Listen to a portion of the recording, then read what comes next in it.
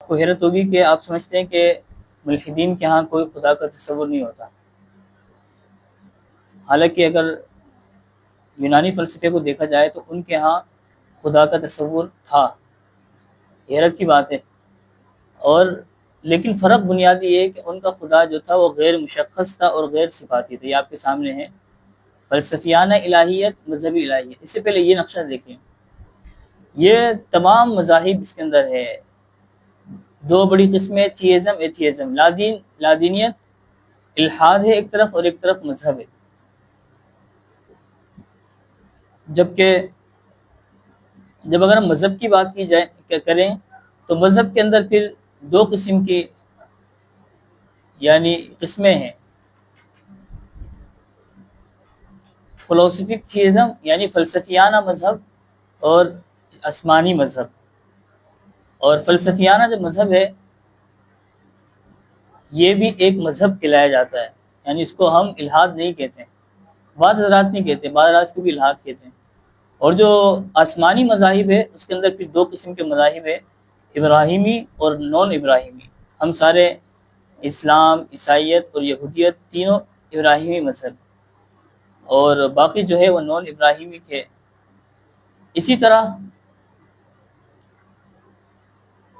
جو فلسفیانہ مذاہب ہے اس کی تقریباً 5 قسم ہیں۔ آپ نے سنا ہوگا مونزم، ڈوئلزم، سنویت، پلورلزم، پینتھیزم اور پیننتھیزم۔ یہ فلسفے کے مذہب ہے۔ ان کے ہاں مادے کا تصور ہو، کسی کا بھی ہو، لیکن ان کے ہاں ایک تصور خدا ہے، اگرچہ وہ غیر مشخص ہے، غیر صفاتی ہے۔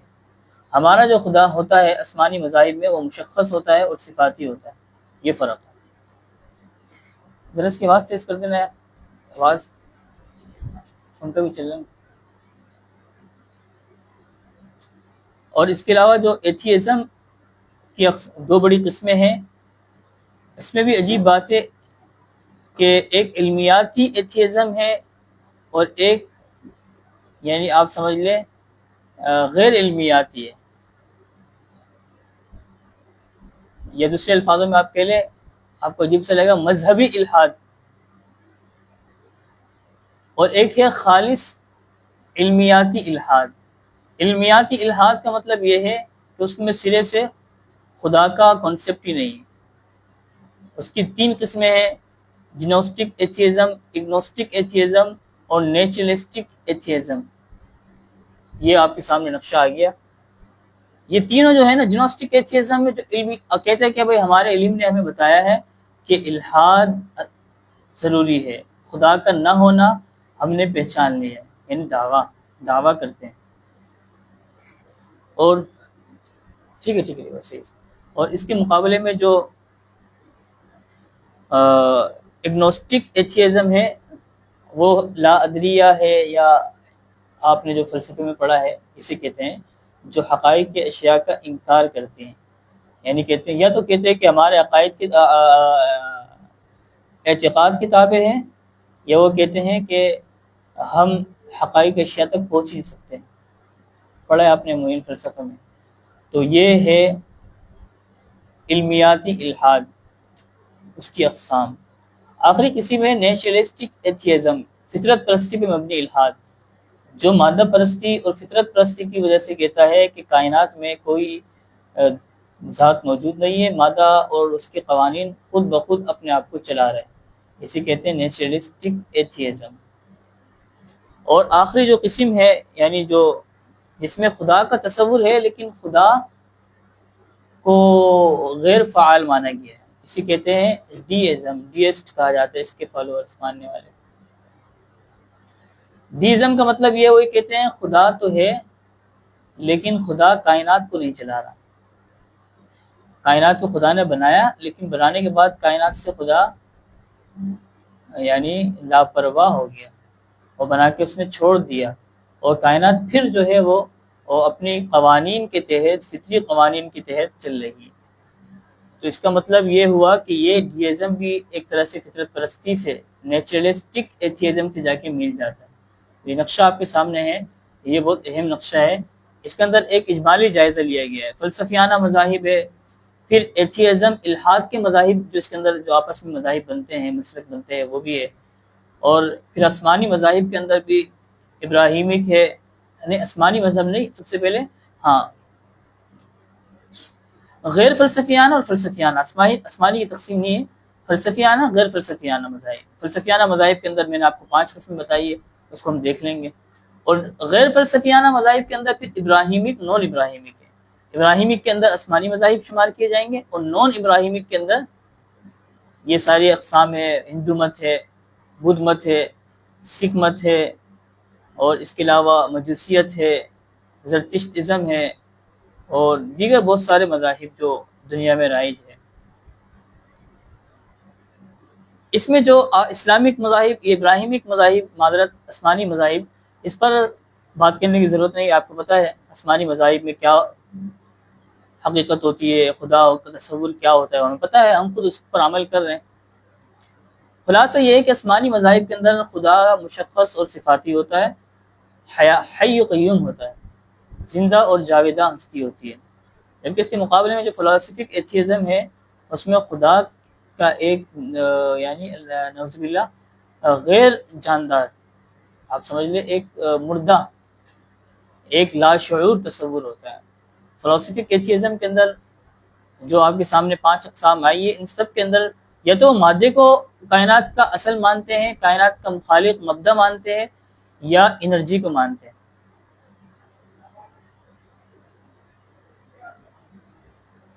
صحیح. یہ 5 اقسام آپ کے سامنے ہیں: مونوازم، ڈوئلزم اور پلورلزم، پینتھیزم اور پینتھیزم. مونوازم کیا ہے؟ یہ ہے وحدیت، وحدانیت نہیں، وحدیت. کہ کائنات میں خالق ایک اکائی ہے، وہ ہے مادہ، ایک عنصر ہے بس. یہ وحدانیت نہیں ہے، یہ وحدیت کہلائی جاتی ہے. فرق، وحدانیت تو خدا کے ایک ہونے کا نام ہے، یہ مادے کے ایک ہونے کا نام ہے. کہ ایک مادے نے کائنات کو بنایا ہے، ایک عنصر نے جو کائنات کا مبدا ہے، کائنات کا اصل ہے، اسے مونوازم کہا جاتا ہے. ڈوئلزم کیا ہے؟ کہ کائنات کے اندر ایک سے زیادہ یعنی دو پاورز ہے، یہ دو جو ہے حقیقتیں ہیں جس نے کائنات کو بنایا ہے. کائنات کے اندر ہم دیکھتے ہیں 2 قسم کی چیزیں ہیں، ایک ہے حیاتی، ایک ہے غیر حیاتی. ہمارے اندر حیات ہے جاندار کے اندر، اور ہمارے علاوہ جو مادہ ہے یعنی جو ہمارے جانداروں کے علاوہ دیگر چیزیں ہیں، پتھر ہے، درخت ہے، درخت میں بھی کہتے ہیں حیات ہے، پہاڑ ہے، پوری کائنات ہے، کہکشاں ہے، گلیکسی ہے، سورج ہے، چاند ہے، یہ ہے غیر حیاتی. تو ڈوئلزم، یہ جو ڈوئلزم یہ کہتا ہے کہ حیاتیات کا مبدا روح ہے، اور غیر حیاتیات کا مبدا میٹر ہے، ایٹم. سمجھ گیا؟ یہ گویا کہ 2 سر چشمہ مانتے ہیں خدا کو، لیکن یہ بھی نہیں مانتے. پلورلزم کیا ہے؟ کہ حقائق یا مبدا ایک سے زیادہ ہو سکتے ہیں، متعدد ہو سکتے ہیں، اور اس کے اندر پھر وہ انرجی کو بھی مانتے ہیں بسا اوقات. اور انرجی کے علاوہ انرجی بھی ایک سے زیادہ ہو سکتی ہے. مختلف پاورز نے مل کے کائنات کو بنایا، یہ مختلف عناصر نے جو ایک سے زیادہ تھے اس سے کائنات بنی ہے. اب 4 عناصر کہا جاتا ہے، اصل جو ہے آگ، پانی، مٹی، ہوا. کائنات کو اس نے خدا نے نہیں بنایا، اس سے بنی ہے. اب تو اس سے بھی زیادہ عنصر نکل چکے ہیں، 100 کے قریب عناصر ہے. اور اس کے علاوہ ایک ہے پینتھیزم، یہ آپ نے پڑھا ہے، وحدت الوجود. وحدت الوجود ہے یا وحدت الشہود ہے. اسی سے ملتے جلتے ایک فلسفیانہ مذہب ہے کہ کائنات اور خدا ایک ہی چیز ہے، الگ نہیں ہے. کائنات خدا کا حصہ ہے، اور خدا کا کائنات سے الگ کوئی وجود نہیں ہے. یہ کائنات خدا کا مظہر ہے، مظہر بھی نہیں ہے بلکہ خدا کا وجود ہے. ان کا عجیب سی دلائل ہے کہ کائنات خدا سے کیوں الگ نہیں ہو سکتی. ہمارے ہاں وحدت الوجود کی جو آخری قسم کی تشریح ہے، جس کو ہم کہتے ہیں گمراہی پہ مبنی ہے، اور اس تشریح کی طرف نہیں جانا چاہیے، وہ اس وجہ سے اس پر کفر کا فتویٰ بھی لگ جاتا ہے. بسا اوقات انسان اپنے آپ کو خدا کہنے لگتا ہے، اتنا زیادہ مجذوب ہو جاتا ہے. یہ کائنات میں کہتا ہے کہ خدا حلول کر گیا ہے، مجھ میں حلول کر گیا ہے. یہ وہی وحدت الوجود کی آخری تشریح ہے جو فلسفیانہ ہے، جو کہتی ہے خدا کائنات ایک ہی چیز ہے. کوئی الگ نہیں ہے، دونوں میں تساوی کی نسبت ہے، اسی کا میں سمجھانے کے لیے کہہ رہا ہوں، اسی کا جز ہے کائنات، خدا کا جز ہے، حقیقت کا جز ہے خدا۔ اور اس کے مقابلے میں پینتھیزم میں جو کہتے ہیں خدا اور کائنات بھی ایک ہے، لیکن خدا کی کا الگ سے بھی وجود ہے، کائنات بھی خدا کا حصہ ہے، خدا لیکن اس کے علاوہ بھی اپنی حقیقت رکھتا ہے۔ یہ بنیادی طور پر 5 فلسفیانہ تھیزم ہیں جو اپنے اندر ایک خدا کے کنسپٹ کو مانتے ہیں، لیکن وہ خدا میں نے کہہ دیا کہ فلسفیانہ تھیزم میں بھی خدا کا بنیادی فرق آ جاتا ہے کہ اس میں مشخص اور صفاتی خدا نہیں ہوتا، یعنی ایک وہ لاشعور ہستی ہوتی ہے۔ اس کے مقابلے میں جو غیر فلسفیانہ مذاہب ہے، خواہ ابراہیمک ہو نون ابراہیمک ہو، اس کے اندر خدا کا تصور ایک فعال ہستی، ایک حیات، ایک زندہ ہستی کے طور پہ ہوتا ہے۔ ہندو بھی مانتے ہیں دیوتا کو، تو وہ کہتے ہیں کہ بھائی ہمارے لیے فعال ہے، ہمارے بارے میں سوچتا ہے، ہمیں جو ہے نفع نقصان پہنچاتا ہے، ہندو بھی، مجوسی بھی۔ اور آسمانی مذہب کو تو چھوڑ دیں، ہمارے ہاں تو باقاعدہ اللہ تعالیٰ کی صفات کی نام ہے، اللہ کی صفت کا ہر صفت کا مظہر ہے۔ تو یہ فرق ہوتا ہے ابراہیمک اور نون ابراہیمک مذاہب میں۔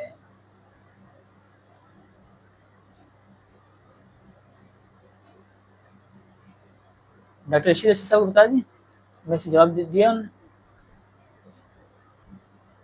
بلکہ آپ میسج ڈیلیٹ کریں، انہیں 10:15 کہہ رہے ہیں، 10:15۔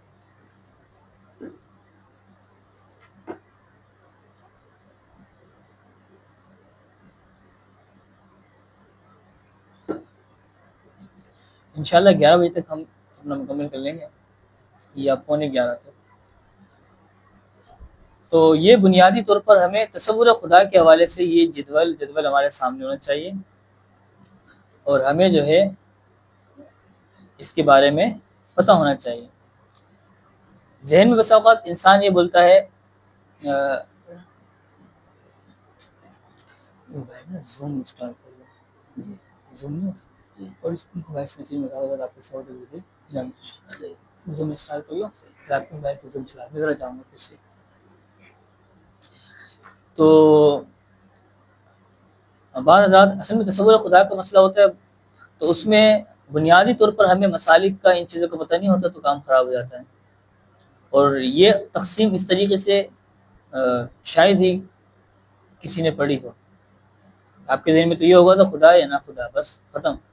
خدا کا تصور مذہب میں، خدا کا عدم نہ خدا کا تصور الحاد میں ہے، 2 قسمیں، ایسا نہیں ہے، تفصیلات ہیں۔ یہ آپ کے سامنے اتنی ساری 15-20 مذاہب آپ کے سامنے، یہ میں نے خلاصہ آپ کو بتا دیا، اس کے پڑھنے کی ضرورت نہیں ہے۔ یہ بھی میں نے آپ کے سامنے ساری تفصیلات بتا دی۔ ان نظریات پہ کچھ ہم نے بات کی ہے، آزادی پہ ہم نے بات کی تھی، مساوات پہ بات رہ گئی ہے، غالباً مساوات پہ نہیں کی، اب اس پر ہم کچھ دیکھ لیتے ہیں۔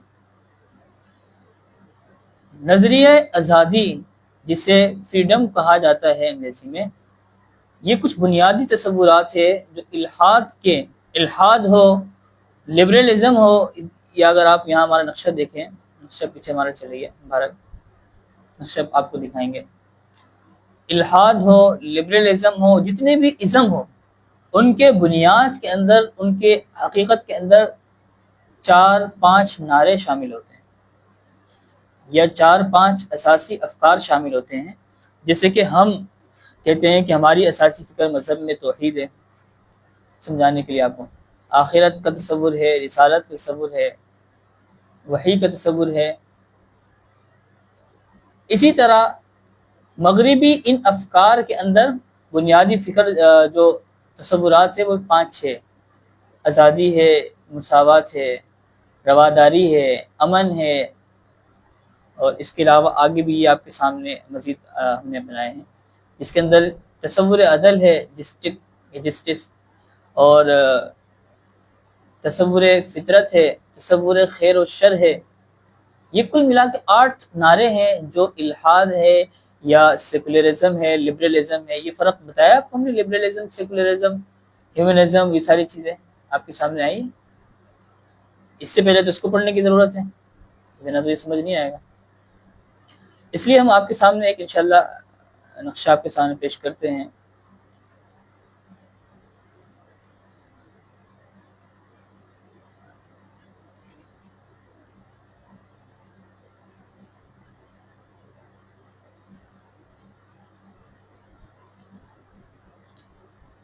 بلکہ پریزنٹیشن میں دیکھ لیں آپ.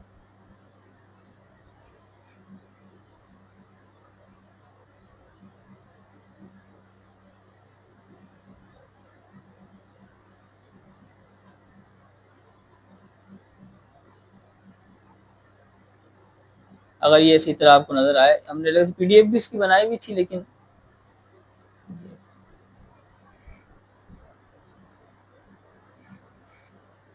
کچھ اندازہ ہو جائے گا. میں آپ کو یہاں پڑھا دیتا ہوں، تصویر بھی صحیح نہیں آ رہی. یہ نا ایک نقشہ ہے، اس کے اندر ہم نے کوشش کی ہے کہ تمام مغربی فکر کو خلاصہ وار اس میں، اور اس میں جدول ایک بنایا جائے کہ کون سا ازم، کون سی فکر کس فکر کی شاخ ہے. ہمارے ہاں تصور، یعنی ساتھیوں کو پتہ تو ہوتا ہے کہ یار ایک ازم ہے، لبرلزم ہے، وہ خاص الحاد کی فکر ہے، یا ذہن میں یہ ہوتا ہے سیکولرزم ہے، 2-3 فکر سامنے ہوتی ہے، اور اس میں پتہ نہیں ہوتا کہ اس کا مطلب کیا ہے، یہ فرق کیا ہے. بس ہر ساتھی اس کو ایک ہی معنی میں لے رہا ہوتا ہے. وہ کس معنی میں لے رہا ہوتا ہے؟ الحاد. سیکولرزم کیا ہے؟ جی ہاں، وہ لوگ مذہب کو ٹھیک نہیں سمجھتے.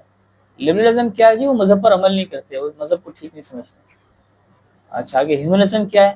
ہیومنزم بھی الحاد کی کوئی قسم ہے، جس کا مطلب ہے کہ شاید انسان اصل ہے. بس پتہ نہیں ہے، ذہن میں ہے کہ یہ لادینی فکر ہے، لیکن پتہ نہیں ہے کہ کیا مطلب ہے اس کا، اور یہ کس طریقے سے وار کرتی ہے مذہب پر، کہاں کہاں ٹکراتی ہے، کیوں ہمارے مذہب کے لیے مذہب سے اس کا تضاد ہے، اور کیوں ہم ان افکار کو اسلامیہ نہیں سکتے. اسلامیانہ ہوتا ہے نا کہ پیوند کاری کرو اور اس مغربی فکر کو بھی مسلمان کر دو، ہوتا ہے نا. بہت ساری مغربی فکر کو ہم کلمہ پڑھا دیتے ہیں، تو کلمہ نہیں پڑھا سکتے ہیں.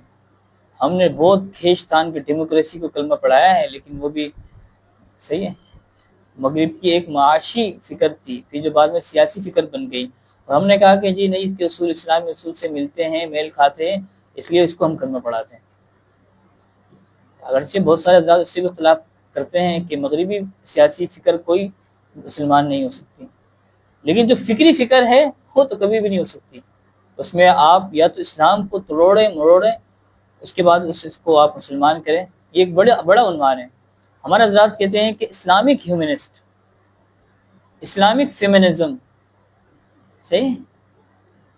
اصل اسلام ہی سیکولرزم سکھاتا ہے. اصل سیکولرزم اسلام سکھاتے ہیں. نعرہ سنا ہے آپ نے؟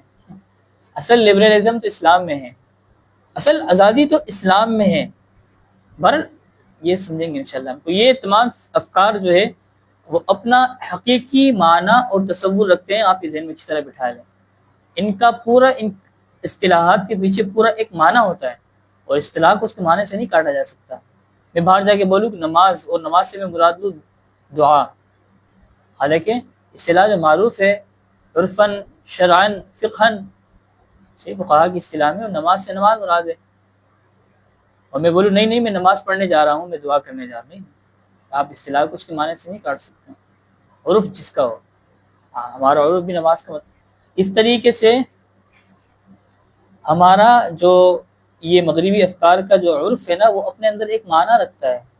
اس معنی سے آپ اس کو کاٹ کے اور اس کو اسلام کے لیے استعمال نہیں کر سکتے. میں نے آپ کے سامنے ایک حکم گویا کہ ان تمام اسلامی اعتبار سے بتا دیا ہے، تاکہ ذہن میں ہمارے بات بیٹھی رہے کہ یہ فکر، کوئی بھی فکر اسلام کے قریب بھی نہیں آ سکتی، کیونکہ اس میں 90 درجے کا 180 درجے کا اختلاف. کیسے آپ اس لوگ اسلام کو، میں بھی آپ کو سمجھاتا ہوں. مغرب میں یہ آپ کے سامنے نظر نہیں آ رہا، جدول بھی ہم نے الگ سے بنایا ہے، لیکن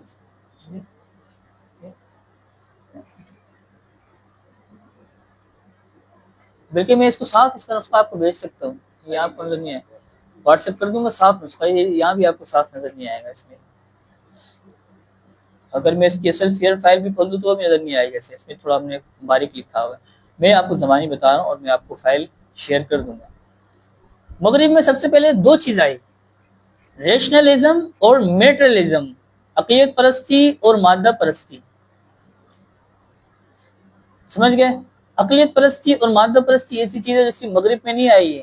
شیطان شروع سے جب سے آدم علیہ السلام دنیا میں آئے، انسان کے پیچھے 2 چیزیں لے کر آتا ہے، اور انسان کو ریشنلزم اور میٹرلزم کے پیچھے گمراہ کرتا ہے. عقیدت پرستی کیا ہے؟ کہ خدا کے سامنے اپنی عقل کو کھڑی کرو، کیوں مانو خدا کی، یہ ہے عقلیت پرستی۔ اور مادہ پرستی یہ ہے کہ خدا کے لیے کیوں آپ ریاضت کرو، آپ اپنی عیاشی کو مقدم کرو بس۔ شیطان نے یہ کلمہ کس کو نہیں پڑھایا؟ سب کو پڑھایا، مغرب سے پہلے یونانیوں کو پڑھایا، یونانیوں کو اس نے عقلیت پرستی کا فلسفہ پڑھایا، اور اس سے پہلے رومیوں کو، جتنے بھی گمراہ، جب انسان گمراہ ہوا ہے اسے شیطان نے یہ 2 پٹیاں پڑھائی، عقلیت پرستی کی کہ تمہارا دماغ، اپنا دماغ کو چلاؤ خدا کے مقابلے میں، اور مادہ پرستی کو کہ آپ خدا کے احکامات کے مقابلے میں اپنی تن آسانی کو، اپنی مادی ضرورتوں کو مقدم رکھو۔ تو مغرب میں بھی یہی ہوا، لیکن جب عقلیت پرستی اور مادہ پرستی چند اسباب کے ساتھ مل گئی تو پھر مغرب میں ایک خطرناک قسم کا بھونچال اور انقلاب آیا، جسے کہا جاتا ہے رینائسنس، ریفارمیشن۔ اور اس کے فوراً بعد ہمیں دنیا میں اور عالم نے پہلی مرتبہ الحاد کو منظم انداز میں دیکھا ہے۔ اس سے پہلے الحاد نہیں تھا۔ تاریخ انسانی میں، تاریخ کی انسانی کی 8000 اور 10,000 سالہ تاریخ آدم علیہ السلام کی، اور آج سے 500 سال قبل پہلے تک دنیا نے، کائنات نے کبھی خدا کا اس طرح منظم انکار کہ انسان سینہ چوڑا کر کے خدا کا انکار کر رہا ہے اور کہہ رہا ہے علم کی بنیاد پہ میں خدا کو نہیں مانتا، اور خدا کی اسٹیج میں ہم نے انسان کو لا کے کھڑا کر دیا، اور یہ نعرہ کہ خدا مر چکا ہے نٹشے کا، انسان نے کبھی نہیں لگایا، یہ 500-600 سال پہلے لگایا گیا ہے۔ اور میں نے آپ کو بتا دیا کہ عقلیت پرستی اور مادہ پرستی جب چند اسباب کے ساتھ ملی، وہ چند اسباب کیا تھے؟ وہ تھے جس کی وجہ سے ریفارمیشن، طریقے اصلاحات، مغرب میں یہ بڑی فلسفہ پڑھنے والوں کے لیے ایک بڑا عنوان ہوتا ہے کہ نشاط ثانیہ کو پڑھے کہ مغرب میں دوبارہ ایک بڑا انقلاب ہے، مغرب نے عیسائیت کو چھوڑ کے الحاد کو اختیار کیا۔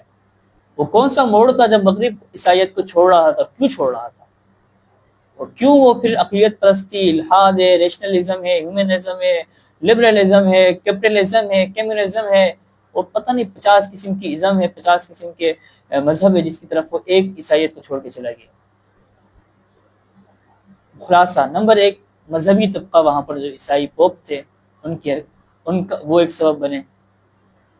دوسرا یہ ہے کہ بائبل جو ہے اس میں تحریف ہو چکی تھی، ایک معاشرے کے اندر اضطراب تھا کہ، اور دوسرا یہ ہے کہ آپ مغفرت کی تجارت کرتے تھے پوپس، مذہبی جو پیشوا تھے عیسائیوں کے، یعنی مذہبی پیشواؤں کا رویہ، عیسائیت کے جو پوپس تھے وہ رویہ بھی ٹھیک نہیں تھا، ان کے اعمال بھی ٹھیک نہیں تھے، ان کی تبلیغ بھی ٹھیک نہیں تھی، ان کی تعلیم بھی ٹھیک نہیں تھی۔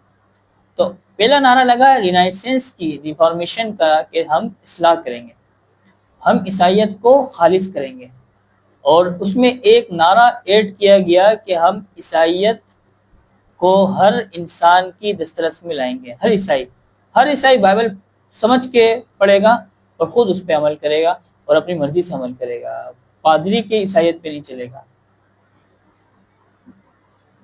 یہاں ایک بڑا عنوان ہے، کیا ایسا تو نہیں ہے یہ اسباب ہمارے اسلامی معاشرے میں تو نہیں پائے جا رہے؟ تقابلی جائزہ ایک اہم عنوان ہے۔ اسی طرح عیسائی دنیا میں فرقہ پرستی بہت زیادہ پھیل چکی تھی، 50 قسم کے عیسائی فرقے تھے جو آپس میں مناظرے کرتے تھے اور ایک دوسرے کو کافر کہتے تھے، ایک دوسرے کے خلاف لڑتے تھے۔ یہ عیسائیت کی تاریخ آپ پڑھ سکتے ہیں، ساری موجود ہے، کہیں ابھی پرانی تاریخ نہیں ہے، 600 سال پرانی تاریخ ہے، 500 سال۔ اور بہت ساری چیزیں تھیں جو الامان والحفظ، الخلاصہ کہ اس وقت مسلم معاشرہ بشمول پاکستان کے وہ اسباب ہمیں نظر آ رہے ہیں، پھر ہم رونا پیٹنا کرتے ہیں کہ یہاں لادینیت کیوں پھیل رہی ہے، اسباب کچھ والے پائے جا رہے ہیں۔ لیکن اب میں آپ کو فرق بھی بتاتا ہوں کہ کچھ چیزوں میں فرق ہے۔ مغرب میں پاپائیت تھی، پادریوں کا کردار صحیح نہیں تھا، یہاں پر الحمدللہ ملایا جاتا ہے۔ ہمارے ہاں جب الحاد پھیلایا جا رہا ہے تو اس میں یعنی پروپیگنڈا کیا جا رہا ہے، پروکسی وار کی جا رہی ہے کہ مغرب میں پاپائیت تھی تو یہاں پر ملائیت ہے، حالانکہ ایسا نہیں، فرق ہے۔ مغرب میں بائبل محفوظ نہیں، بائبل میں تحریف ہو چکی تھی، ہمارے ہاں قرآنی تعلیمات اور مکمل اسلامی تعلیمات، روایتی تعلیمات الحمدللہ مدون ہے، محفوظ ہے۔ ہمارے ہاں اہل حق کی تعداد موجود ہے، جو مکمل روایت پر عمل کر رہی ہے اور انہوں نے اپنا دین مذہب نہیں بیچا۔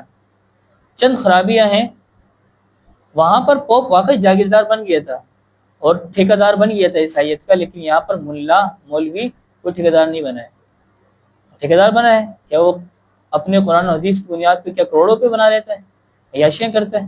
کچھ نہیں ہے بھائی، بیچارہ فقیری کی زندگی گزار رہا ہے۔ یہ کون سا غفلت کی تجارت کر رہا ہے؟ یہ کون سا جو ہے بادشاہ کے ساتھ مل کے عوام کے اوپر جاگیردارانہ نظام مسلط کیا؟ پوپ یہ کام کیا کرتے تھے، جاگیردارانہ نظام انہوں نے اپنا قائم کیا ہوا تھا۔ تو فرق ہے، بہرحال بہت ساری چیزیں یہ عنوان میں پڑھنے۔ تو مادیت پرستی، اقلیت پرستی کے بعد آئی ماڈرنزم، جدیدیت۔ یہ ایک فلسفہ تھا جس نے یہ نعرہ لگایا کہ اب انسان کو ذرا جدت اپنے اندر لانی چاہیے، اور انسان کو جو ہے وہ دقیانوسی افکار کو اور پرانے طرز زندگی کو اور مذہبی قید و بند کو کچھ چھوڑنا چاہیے۔ شروع میں ڈائریکٹ نعرہ نہیں لگا کہ مذہب کو مکمل ہم چھوڑ دیں گے، کچھ چھوڑنا چاہیے، کچھ ہمیں ماڈرنائز کرنا چاہیے اپنے آپ کو، جیسے کہ ابھی ہمارے یہاں نعرہ لگ رہا ہے۔ اچھا ایک بات اور میں نے آپ کو بتایا کہ ادھر نعرہ لگا تھا، ادھر وہاں پر محنت کی گئی تھی کہ بائبل کو ہر انسان اپنی سمجھ سے پڑھے اور اپنی مرضی کے مطابق عمل کرے۔ ہمارے ہاں یہ نہیں لگ رہا، یہ فکر ابھی نہیں پروان چڑھ رہی کہ قرآن مجید کو اپنی مرضی اپنے ذہن سے پڑھے، سمجھ میں آئے تو کرے، اور پرسنل لائف کا مسئلہ ہے، عمل کرے نہ کرے کوئی کچھ نہیں ہو رہا۔ تو یہ وہی عوامل کچھ اسباب پائے جا رہے ہیں۔ مغرب میں جدیدیت، ماڈرنزم آیا نعرہ لے کر کہ اب ہم نے کہ نئے سرے سے نئی زندگی گزارنی ہے۔ یورپ میں ہم نے جو ہے ایک دقیانوسیت کو چھوڑ کر ایک منظم اور ایک یعنی انجوائمنٹ والی زندگی گزارنی ہے، یہ تھا جدیدیت۔ پھر اس نے آ کے اپنے پرپرسے نکالے، جدیدیت نے ہر فکر ہو، عمل ہو، ہر میدان میں اپنے افکار کو پیش کیا، اور یہ ماڈرنزم ہے جو الفلاسفہ، یعنی مغربی جدیدیت، جدید افکار جتنے بھی ہیں، جتنے بھی ازمز ہیں، جتنے بھی فلسفے ہیں، اس کی ماں ہے ماڈرنزم کے بعد ہیومنزم آیا، نیچرلزم آیا، تحریک تنویر آیا، جس کو انلائٹمنٹ کہا جاتا ہے، رومانیت، رومانٹک ازم۔ چار بڑے فلسفے شروع میں ہمیں نظر آتے ہیں 16ویں صدی عیسوی میں، 17ویں صدی عیسوی میں۔ یہ سارے فلسفے انسانی فکر سے بحث کرتے ہیں۔ ہیومنزم کہتا ہے کہ انسان اصل ہے، نیچرلزم کہتا ہے کہ انسان یعنی انسان کے متبادل، خدا کے متبادل جو ہے وہ کائنات کے، خدا کے بلکہ انسانی خدا کے متبادل کائنات کے قوانین ہیں۔ تحریک تنویر یہ کہتا ہے کہ انسان کو انجوائمنٹ والی لائف گزارنی ہے، دقیانوسیت چھوڑنی ہے۔ رومانٹکزم کہتا ہے کہ انسان کو نت نئے مظاہر، خوشنما چیزیں، ادب، فلسفہ، آرٹ، ڈرامے، افسانہ نگاری، ناول نگاری، اس طرح کی چیزوں میں لگ کے اپنے آپ کو انجوائمنٹ یعنی اپنے آپ کے اندر ایک رنگینی لانی ہے۔ ہر سی بات ہے، عیسائیت نے مذہب کو چھوڑ دیا تھا تو لہذا اس کے اندر ایک روحانی تشنگی تھی، اور وہ روحانی تشنگی اس طرح دور کی انہوں نے کہ اس طرح کی چیزوں کو مذہب کے متبادل لے کر آئے۔ ان تمام افکار کے بعد سیکولرزم، لبرلزم ہے، کمیونٹرینزم ہے، یہ سارے بڑے قسم کے، اس کے اندر معاشی، سیاسی اور معاشرتی تین قسم کے رہنمائی تھی ان تینوں فکر کے اندر، صحیح؟ اور ان تینوں فکر میں اب یہاں جا کے خدا کا، مذہب کا بالکل یہ رشتہ انہوں نے ایک صدی کے اندر کاٹ دیا۔ اب یہاں آپ کو کوئی عیسائیت نظر نہیں آئے گی، اب خالص اقلیت پرستی پہ مبنی فلسفے ہیں جو کہتے ہیں کہ انسان کی عقل کی بنیاد پر ہم اپنا معاشی، اپنا سیاسی، اپنے معاشرتی اقدار کو بنائیں گے۔ یہاں سے اب الحاد کی سٹارٹنگ ہو گئی، مذہب چلے گیا۔ پھر کہا جاتا ہے فلسفے میں اقلیت پرستی کا دور ہے، اور جو ہے سائنس پرستی کا دور شروع ہوا، صنعتی انقلاب آیا، مغرب میں انقلاب آیا، استعمار آیا، بہت سارے عوامل فلسفے میں پڑھائے جاتے ہیں، لیکن ہم اس کو نہیں چھیڑیں گے، ہم خلاصہ پڑھیں گے جو ہمارا مطالعہ۔ سیکولرزم آیا، سیکولرزم نے کہا کہ بھائی اب دو قسم کی چیزوں کو اس نے ہٹ کیا، معاملات ہے آپ کے، اکنامکس سے، آپ کے معاشیات ہے، یہ اور بشمول سیاسیات کے، یہ تین چیزوں کو اس نے کہا کہ اس میں اب مذہب کا کوئی عمل دخل نہیں، خالص عقل پر ہم اس کے قوانین بنائیں گے۔ لبرلزم نے آگے کہا کہ معاشرتی جو قوانین سماجی وہ اور سیاسی اور اخلاقی ایتھکس، یہ جو اخلاقیات ہماری ہوں گے یہ ہماری عقل پہ مبنی ہوں گی. یاد ہے ہماری عقل کہتی ہے ہم جنس پرستی درست ہے، تو لہٰذا ہمارا مذہب کا حصہ ہے کہ ہم جنس پرستی ٹھیک ہے. مذہب جو چاہے کہے، لیکن ہماری عقل کہتی ہے کہ اس میں انسان کے لیے فائدہ ہے. تو فائدہ کیا ہے کہ انسان خوش ہو رہا ہے، ختم. مغرب کے ہاں فائدہ یہ ہے کہ خوش ہونا بس. اب مغرب یہ نہیں سمجھتا کہ انسانی جبلت میں دو عنصر ہے، یعنی ایک حیوانی ہے اور ایک روحانی ہے. حیوانی جبلت اللہ نے رکھی ہے، لیکن اللہ نے کہا ہے کہ اس کو ایک دائرہ کار میں ایک طریقہ کار سے پورا کیا جا سکتا ہے، آزاد طریقے سے جانوروں کے طریقے سے نہیں پورا.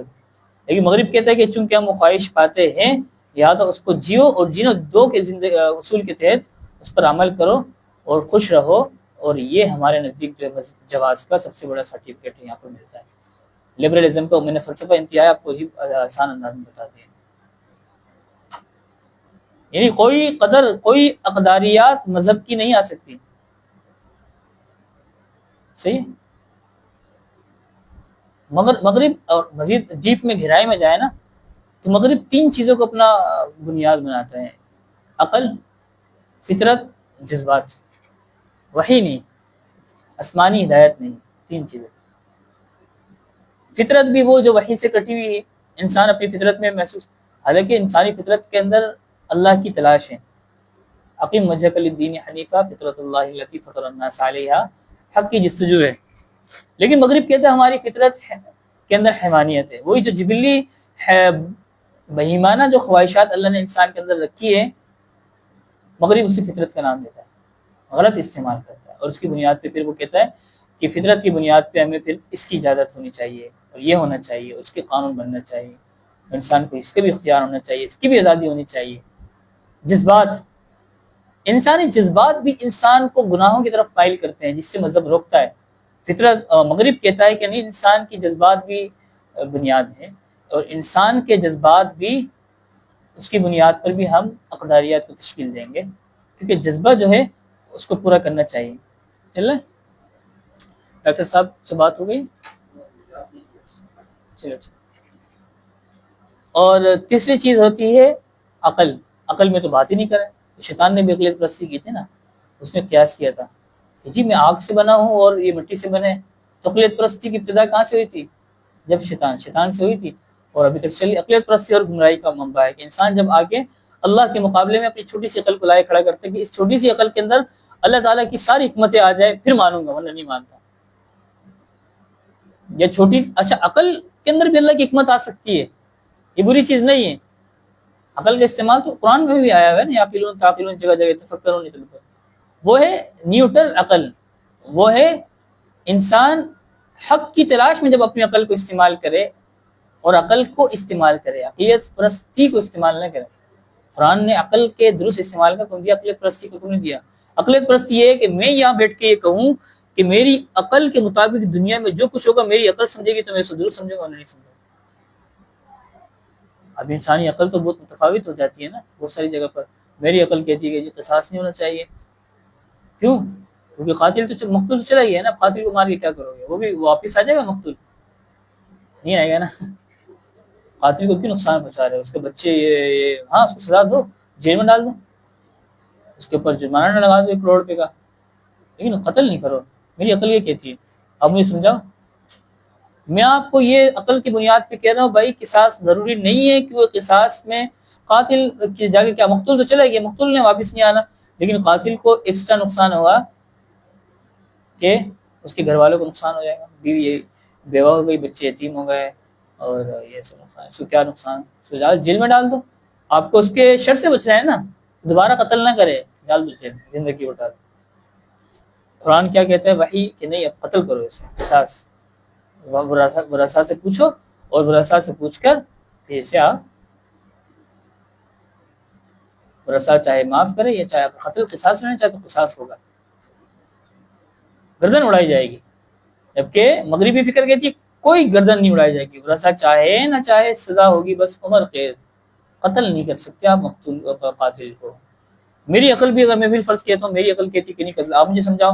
عقل تو انسان کو 2 راہ پہ آگے چھوڑ دیتی ہے، یہاں جانا یہاں جانا، سمجھ نہیں آ رہا.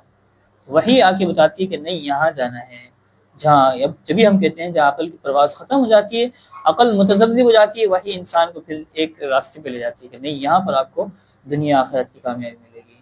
تو یہ فلسفہ ہم نے سمجھانا ہے۔ اب میں آپ کو بتا رہا ہوں کہ عقل، فطرت، جذبات، آگے چلے وجدانیات، وجدان کہا جاتا ہے فلسفے میں، باطنی قوتوں کی بنیاد پہ انسان حقیقت کو سمجھے۔ اگر وہ باطنی قوت وحی کی رہنمائی کے بغیر تو گمراہی ہے۔ وہ باطنی قوت ہندو بھی استعمال کر رہا ہے۔ اگر وہ باطنی قوت وحی کی رہنمائی کے تحت ہے، آپ مراقبہ کرتے ہیں، اللہ کا یہ مراقبہ ہمارے جو خانقاہوں میں کرایا جاتا ہے وجدانیات سے تعلق رکھتا ہے، لیکن وہ وحی کی رہنمائی کے تحت ہے، صفائے نفس کیا جاتا ہے، تو پھر اس میں اللہ تعالیٰ نوازتے بھی ہیں، انسان کی جو ہے پاکیزگی حاصل ہوتی ہے، اور اللہ تعالیٰ اس میں بہت سارے حقائق منکشف کر دیتے ہیں اہل اللہ کے اوپر۔ فرق ہے، اسی وجدانیات کو الہاد کسی اور پیرامیٹر میں استعمال کرتا ہے، اور اسی وجدانیات کو مذہب کسی اور میں، اسی عقل کو مذہب درست کہتا ہے، اسی عقلیت پرستی کو الہاد درست کہتا ہے، اسی فطرت کو، فطرت سلیمہ کو، قلب سلیم کو، جاء بقلب سلیم، فطرت اللہ التی فطر الناس علیہا کو اسلام درست کہتا ہے، اسی فطرت پرستی کو بنیاد بناتا ہے۔ دیکھا تصورات کا فرق، یہ بنیاد ہے۔ رد الحاد پہ اگر آپ کام کرنا چاہتے ہیں، پڑھنا چاہتے ہیں، تو آپ کے لیے ضروری ہے کہ ان اصولوں کو سمجھے، اس کے بغیر آپ سطحی کام کریں گے، اس کے بغیر آپ نقوش پڑھ کے الحاد کی تعریف ہے، اقسام ہے، اعتراض ہے اور جواب ہے، اور آپ کو سمجھ نہیں آئی کہ اصل مسئلہ کیا ہے۔ اصل مغرب کی نفس کو پکڑے نا آپ، نفس پکڑ کے آپ علاج کریں جیسے ڈاکٹر علاج کرتے ہیں۔ نفس پکڑیں گے تو آپ کو پتہ ہوگا کہ یہ کہاں وار کر سکتا ہے، کہیں بیماری میرے تک تو متعدی نہیں ہو سکتی۔ آپ مسلم معاشرے کو بچا سکتے ہیں، مسلم نوجوان کو اس لحاظ سے آپ، اللہ ہدایت دینے والا ہے، لیکن اگر آپ کو نفس شناسی نہیں ہوگی تو سچی آپ کام کرتے رہیں گے اور آپ کوئی مؤثر کام نہیں کر سکیں گے، کیونکہ آپ نے نقوش پڑھے ہوں گے، سچی الفاظ تن پڑھے ہوں گے۔ تو یہ عنوان ہم جب پڑھاتے ہیں تو ساتھی پریشان بھی جاتی ہے کہ رد الحاد اس میں کہاں ہے۔ ہمیں رد الحاد اس طرح پڑھایا جائے کہ اس میں الحاد اور ملیدین کے الفاظ آئے، بس ملید الحاد ہم نے رد الحاد پڑھا ہے، بھائی نہیں رد الحاد، ہم الحاد ملیدین کے آپ سے ہمارے منہ سے نام ہی نہیں سنیں گے، شاید وہ آخری سلائڈ میں جا کے سنیں گے، تو ہم آپ کو ملیدین کے اشکالات کا کچھ جائے نمونہ پیش کریں گے، اصول و ضوابط پیش کریں گے رد الحاد کے، مکالمات کے اصول و ضوابط پیش کریں گے، منطقی مغالطات پیش کریں گے، علم الکلام جدید کے وہاں انشاءاللہ آئے گا ابھی فلسفے اور بنیاد۔ اچھا، یہ تحریک نشاط ثانیہ، اس کو ہم نے کچھ پڑھا، یہ ایک اہم عنوان ہے، اور فلسفہ اور لادینی افکار کو پڑھنے کے لیے، لادینی فلسفے کو پڑھنے کے لیے، یہ کچھ ہم ان عناوین پر یورپ کا اور یورپ کی تاریخ کا تجزیاتی مطالعہ پڑھتے ہیں، جس کی بنیاد پہ ہمیں اندازہ ہوتا ہے کہ مغرب مذہب سے الحاد کی طرف کیوں، کیسے اور کس وجہ سے گیا۔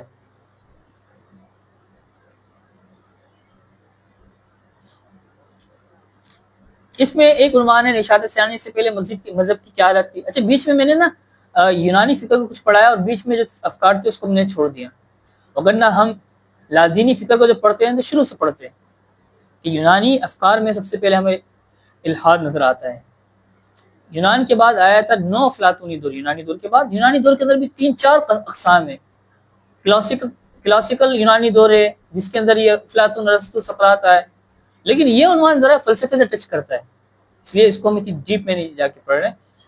یونانی فکر کے پاس نو افلاطونی دور آیا، یعنی جب یونانیوں نے یہاں پر عرب دنیا کو فتح کیا، افریقہ کو فتح کیا، تو ان علاقوں میں فلسفہ پایا گیا، لیکن ان علاقوں میں پہلے سے عیسائیت بھی موجود تھی، تو عیسائیت اور یونانی فکر جب ملی تو پھر یونانی فکر کے اندر جو الحاد تھا نا وہ کچھ کمزور ہو گیا، فلسفیانہ عیسائیت، اسے کہا جاتا ہے نو افلاطونی۔ اس کے آگے چلے، رومی دور نظر آتا ہے ہمیں، بازنطینی دور، بازنطینی سلطنت جو تھی، بلکہ اس سے پہلے رومی دور نظر آتا ہے، رومی دور کے بعد بازنطینی دور نظر آتا ہے، یعنی جس میں عیسائیت موجود تھی، اور اس سے پہلے رومی دور تھا کہ جس میں وہ رومی ایک طرح سے بت پرست تھے، یعنی آپ کے یہ جس نے دنیا فتح کی ہے، سکندر اعظم جو نام تھا، اس کے بعد پھر ہم پڑھتے ہیں مڈل ایج کا دور، جسے کہا جاتا ہے قرون وسطیٰ کا دور۔ یہ 1000 سال پر مشتمل ہے، اسلام آیا اور اسلام کے آنے کے 800 سال بعد تک یہ مغرب میں یہ دور نا سکتے کا دور تھا، کہ انگریز اور یورپ ایک طرح سے سکتے میں نظر آتے ہیں کہ کیا کرے کیا نہیں کرے، 800 سال تو سمجھ ہی نہیں آیا، انہیں بس سمجھ میں آیا کہ صلیبی جنگیں لڑو، صحیح، نہ کوئی ان کے ہاں ترقی تھی، نہ ان کے ہاں سائنس تھی اور نہ کوئی ان کے پاس علم تھا، تلوار تھی بس، وہ لڑتے تھے، کچھ نہیں تھا، کچھ کام نہیں کیا انہوں نے دنیا میں۔ 800 سال تک یورپ کی حیثیت غلام کی تھی اور تابع کی تھی، اور مسلمانوں کی حیثیت قائدین کی رہی ہے۔ یہ ہے قرون وسطیٰ کا دور۔ پھر وہ 1000 سال بعد سقوط اندلس ہو گیا اور بہت سارے عوامل پیش آ گئے، مسلمانوں میں کمزوری آ گئی، عمل کی دیگر غلبے کی کمزوری آ گئی، تو اس کی ابتدا ہوئی اندلس کے سقوط سے۔ وہاں سے مغرب نے، وہاں پر اشاعت ثانیہ ہو گیا، سائنس آ گئی، صحیح ہے۔ اندلس اور دیگر ہمارے اسلامی علاقوں سے انہوں نے سائنس کو چرایا، سائنس کو چرا کے انہوں نے اسلحہ بنایا، اسلحہ بنانے کے بعد انہوں نے سامراجیت کو برپا کیا، قبضے مارے، پاور آ گئی، ترقی آ گئی، صنعتی انقلاب آ گیا، سائنسی انقلاب آ گیا، فکری انقلاب آیا۔ سب کے بعد مغرب آہستہ آہستہ دنیا کے افق پہ قیادت اپنے ہاتھ میں لیتا چلا گیا، اور ابھی اس وقت دنیا کے پر جو غلبہ ہے وہ یورپ کا ہے۔ دیکھ لیا آپ نے، اس کے پیچھے الحاد اور اس کے، اچھا جب ہم غلبے کی بات کرتے ہیں، پاورز کے حصول کی، تو یہ آپ ذہن میں رکھیں، یہ الحاد نے پاور نہیں دی مغرب کو۔ یہ ایسا نہیں ہے کہ اسلام نے ہمیں کمزور کیا، وہ پاور حاصل کرنے کا جو اصول ہے وہ اللہ کی سنت ہے، محنت کرنا، سائنس میں ترقی، اپنی دفاعی نظام کو مضبوط کرنا۔ کیا اسلام نے منع کیا اس سے؟ 1200 سال مسلمانوں نے محنت کی تو دنیا میں غلبہ پا لیا، وہی محنت کافر نے کی، غلبہ پا لیا، ختم۔ الحاد مذہب کا اس میں لینا دینا نہیں ہے۔ ہاں مذہب مزید سامراجیت پہ اتر آیا، میں آسان الفاظوں میں سمجھا رہا ہوں، اور دنیا میں اس نے قتل و غارت گری شروع کر دی، اور 100 سالہ 150 سالہ تاریخ آپ استعمال کی اٹھائیں تو انسان کا جو قتل عام نظر آتا ہے ابھی تک، مسلمانوں کو کیا ہو، غیر مسلموں کو کیا ہو، جاپان پہ ایٹم بم مارا ہو، عراق میں، افغانستان، یہاں ان علاقوں میں مسلمانوں کو قتل عام کیا ہو، تو یہ الحاد ہے جو سائنسی پاور اور دفاعی پاور آنے کے بعد انسان کو کوئی اخلاقی کیسے بھی آگے نکال دیتا ہے۔ تو یہ اگر مغرب نے ترقی کی ہے تو وہ سائنس یا دیگر اس وجہ سے کر لی اس نے۔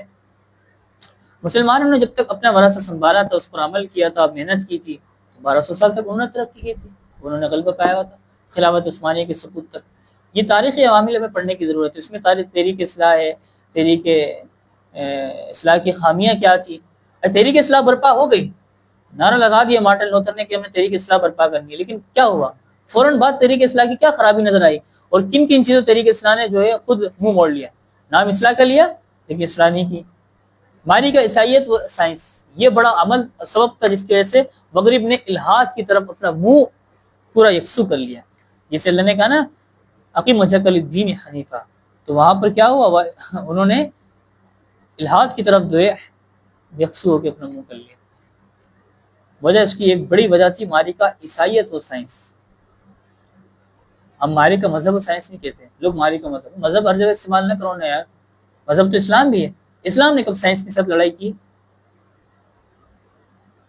سائنسی علمیات کا مسئلہ الگ ہے، لیکن جو سائنس ہے وہ مذہب سے ٹکرا ہی نہیں سکتی بھائی، وہ مشاہدہ تجربے کی بات کرتی ہے، اور اسلام تو ہم جب بھی اصطلاح استعمال کرتے ہیں وہ ڈائریکٹ ہم عیسائیت کا لفظ استعمال کرتے ہیں، مذہب کریں، تو اس سے ایک انسانوں کے دماغ میں ایک اندیشہ آتا ہے کہ یار مذہب شاید اسلام بھی، ہمیں رد الحاد پہ کام کرنے والوں کو کھل کے عیسائیت کا لفظ استعمال کرنا چاہیے، مذہب کا نہیں کرنا چاہیے۔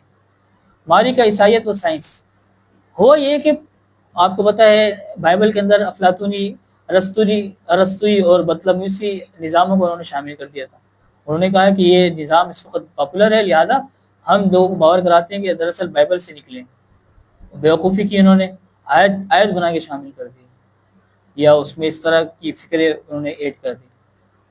جب نئی سائنس آئی یورپ میں تو نئی سائنس نے نئے انکشاف کیے، جس سے پتہ چلتا کہ بائبل میں جو بطلمیوسی نظام انہوں نے ایڈ کیا ہوا ہے کہ زمین مرکز ہے، سورج گھوم رہا ہے، وہ غلط ہے۔ پوپ نے کہا یہ کیا ہوا، بائبل کو خراب کر رہے ہو۔ وہ پھر سائنسدانوں کی جو ہے انہوں نے ان پہ سزا لگانی شروع کر دی، ان کو قید میں ڈالا، بعض کہا جاتا جلایا بھی، لیکن اتنا مبالغہ بھی نہیں، یہ مبالغہ غلط ہے، جھوٹ ہے۔ سورج کے گرد زمین گھوم رہی ہے، اور یہاں پر بائبل کہہ رہے کہ نہیں زمین مرکز ہے، تو اس سے مذہب سے لوگ دور ہوتے چلے گئے۔ بات بھی غلط تھی، بائبل میں تھی نہیں بات، انہوں نے ایڈ کی تھی، یحرفون الکلم عن مواضع، تحریف کی تھی انہوں نے بائبل کے اندر، 1400 سال پہلے کی تھی، بعد میں کتنی کی تھی، تو یہ سارے عوامل پر مدرسیت کا دور ہے کہ مغرب میں یونیورسٹیز قائم ہو گئی، مغرب میں باقاعدہ علم کے حلقے لگ گئے. کیسے اچانک وہ علم کے معاملے میں جاگے؟ علم اگرچہ سائنس کے لیے، آپ مذہب تو نہیں تھا، مذہب تو جا رہا تھا. اقلیت پرستی، انسانیت پرستی کس طرح پھیلی، اور اس کے بعد پھر الحاد ہمیں نظر آتا ہے، پھر ہم الحاد کو سمجھیں گے. یورپ اور جدید انقلابات کا ایک عنوان ہے جس میں فکری انقلاب، صنعت انقلاب، سائنس انقلاب، استعمار کی عالمگیر محنت، نظریہ قومیت، وطنیت، انقلاب فراس اور سیاسی انقلابات، یہ ٹاپک ہے. آپ اس ٹاپک کی بنیاد پہ پورا الحاد کا ایک خلاصہ اور ایک تاریخی پس منظر اس ٹاپک کے تحت آپ پڑھ سکتے ہیں. آپ کو کتابیں ہم بتا دیں گے انشاءاللہ، اس کے اندر آپ کے عناوین سارے پڑھ سکتے ہیں. تاریخی پس منظر ہے، آپ کو مطالعاتی نصاب ہے. انشاءاللہ پھر ہم اس عنوان کو مکمل پڑھیں گے. صحیح، آج کے سبق کے لیے اتنا کافی ہے. امید ہے آپ حضرات کو بھی اور جو ہمارے شرکاء آن لائن سن رہے ہیں ان کو بھی فائدہ ہوا ہوگا.